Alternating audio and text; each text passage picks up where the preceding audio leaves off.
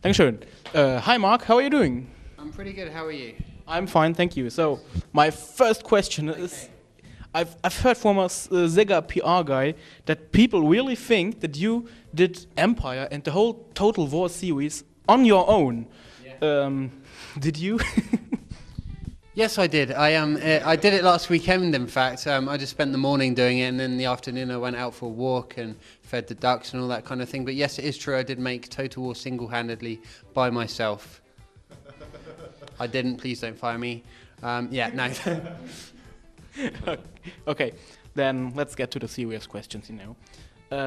We've just seen the online drop-in multiplayer mode. Yeah. What's this all about? Is this automatically, or do you have to manually switch it on, or can you explain the whole mode for us? I'd love to explain it to you. So the idea is that if you're very good at the single player campaign, you can enable drop-in battles, and what will happen is a player will come from the internet, either a random person or someone that decides to go into that battle, or one of your friends. So this adds a new level of unpredictability to the games. So yeah, there's lots of different ways you can do it. So if you have the drop-in battles enabled, you can make it so that every single battle is a drop-in battle, or you can turn it off if you don't want to play a particular battle like that. So it's random thing. It can be random, or you can decide to have one of your friends play against you. Yeah, so there's lots of different ways. Okay, because we are right now on the multiplayer thing. I've played against you in Empire 1 year ago, and you remind me who won that battle. I can't remember. I think you can remember. He did. He won. Can you give me some tips for multiplayer, because I'm such a lame noob? Absolutely. The first tip would be this: go into the single player and play the tutorial. Now that, in addition to introducing new players to the game, it will also tell you about all the new features in Napoleon Total War, and you get to play some of Napoleon's earlier battles. Now, my advice to you: say you're, for example, playing a land battle, don't just rush in with all your troops at once. Try and bring them in. And one tactic I like to do is have a front line of troops, but then keep some off to the side. And as the enemy comes towards you, try and sort of envelope them in so that you catch them in a crossfire from all directions, and then hopefully you should see them running away really quickly. So that's a good tactic. Okay, that was so complex and much too difficult for me. I will just play Quake or something like that. Sure. Your brain will explode. Yeah.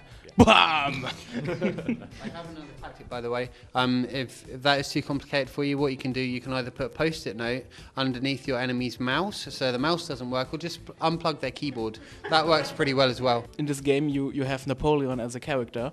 You, as an Englishman, have to hate French people.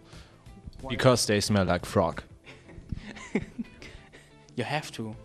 It's a patriotic thing. Okay, so of course the great thing about Napoleon's story is ultimately the British do defeat Napoleon, so I actually love that story. But the fun thing about the game is you can take Napoleon and you can rewrite history, so you can try and win the battles he didn't win, and really become in charge of Europe if you want to. So it's a good game, and also in addition to playing as Napoleon, you can also play as the British, the Prussians, the Russians and the Austrians in their own campaigns. So there's lots for people to do. Okay, so you can win as Napoleon. That's not how it has to be, from your British point of view. That's it. I mean, you can purposely lose if you want to, and then everyone's happy. You should have an achievement for losing as Napoleon. There are, of course, achievements in the game, yes, in both single and multiplayer.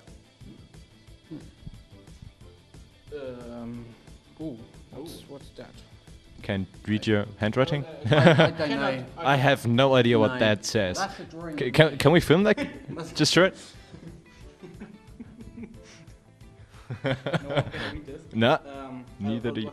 Just try.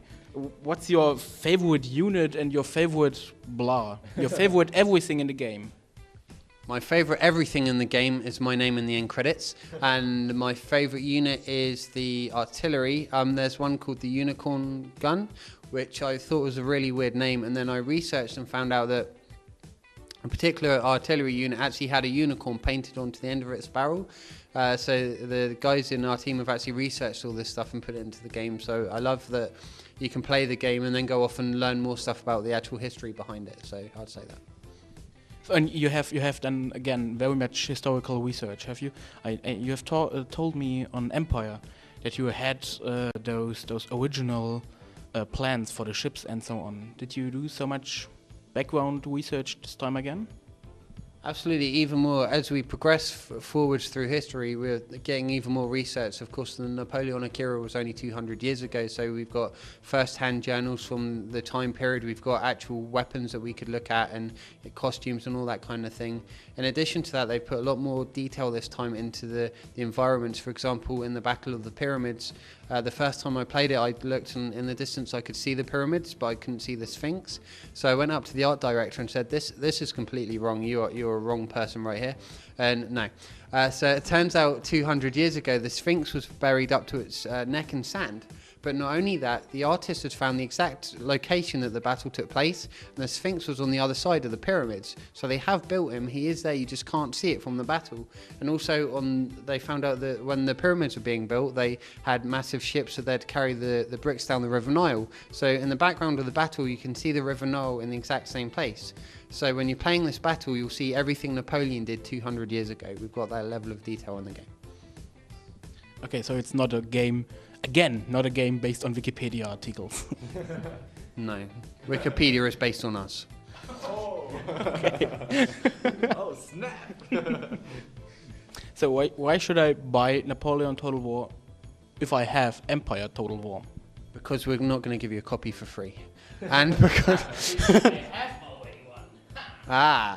Okay, so Napoleon Total War has 3 brand new campaigns in it. It also has co-op multiplayer for the first time. It also has drop-in battles and lots more features. For example, Empire Total War had 300 units. Napoleon's got 350.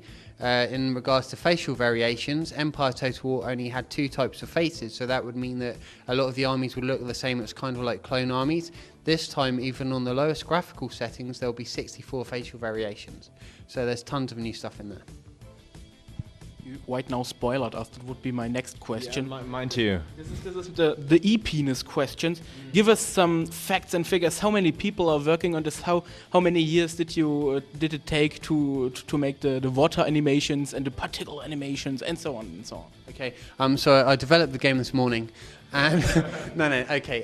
So the water is carried over from Empire. Of course, we made improvements to it visually. That took almost a year to develop initially when we did that. In regards to people working on it, I think at the moment there's about 60, but at any time we could have had up to 100 people from the studio contributing to the game in different areas. So when we were researching Napoleon Total War, we found out that Napoleon suffered a lot because he would, for example, march all of his men up to Russia, and he got caught out there in the dead of winter and a lot of his troops died. So they didn't die from battle, but they died because of the cold conditions. Equally, when he was in Egypt, a lot of men died because of the heat. It's 40 degrees out there. So we've put in an attrition system this time around, so that if you're marching your men through a mountain region in winter, in December, for example, they're just going to start dying. So you need to start building supply routes to restock your men and keep them replenished. So there's another new feature in Napoleon. I have one last question, because the guys at Game TV always ask the users in the internet chat about is wind playing a role in the game? And it's always a fun question because nobody does want to know, but I think wind is playing a role. So yeah, we have about 4 standard questions our users ask every time about every game, yeah. No matter what. Does wind play a particular role in the game? Do you have a penis cannon? Is there a flamethrower? And what was the last one? I don't know. Yeah, just take the 3. Okay, so to answer your first question, the wind mainly affects the penis cannon.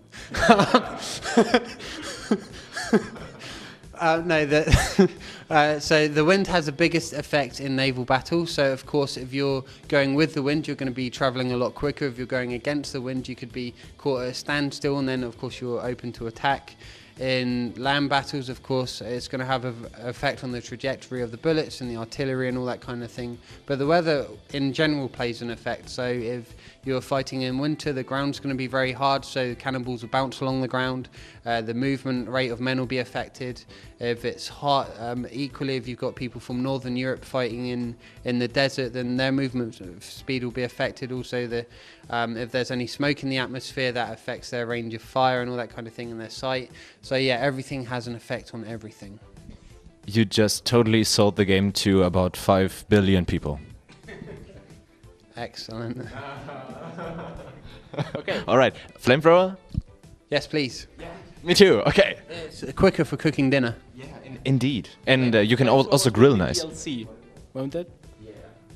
A DLC with penis cannons and flamethrowers in them. The penis cannons will only be available in naval battles. Let's start at this point. Let's start this here. Okay. Thank you so much for the interview.